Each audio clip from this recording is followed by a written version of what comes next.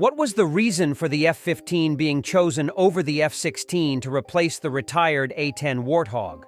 For the other functions of attacking tanks with light-medium armor, supporting troops, armed reconnaissance, escort, etc., they will use turboprop aircraft such as the Embraer A-29 Super Tucano, the Beechcraft AT-6 Wolverine, or the Air Tractor L-3 Harris OA-1K Skywarden.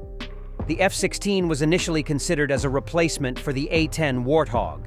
However, the F-16's performance in the close air support role was found to be inferior to the A-10, primarily because the F-16 was extensively vulnerable to ground fire at low altitudes.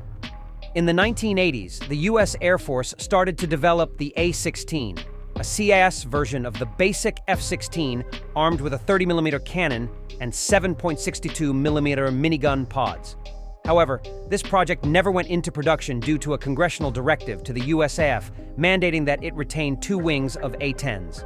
Later, the USAF planned to retrofit 400 Block 30-32 F-16s with new equipment to perform both CAS and battlefield air interdiction missions. This approach was dropped in favor of equipping Block 40-42 F-16CDs with low-altitude navigation and targeting infrared for night pods. Despite these efforts, the F-16 variants failed to replace the A-10 due to their vulnerability to ground fire and lack of rugged survivability features that the A-10 had. The suitability of the F-15 as a replacement for the A-10 Warthog is a complex issue.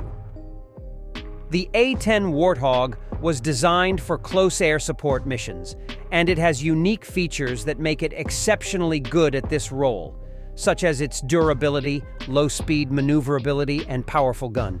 The F-15, on the other hand, is primarily an air superiority fighter. While it has been adapted for ground attack roles, it does not have the same low-speed maneuverability or durability as the A-10.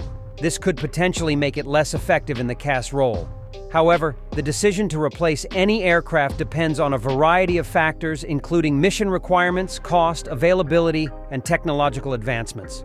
For example, the U.S. Air Force has been considering the FA-18E F Super Hornet as a potential replacement for the A-10 Warthog. The Super Hornet is seen as a more economical option that can bring additional capabilities to the fight, especially in a potential conflict in the Pacific against China.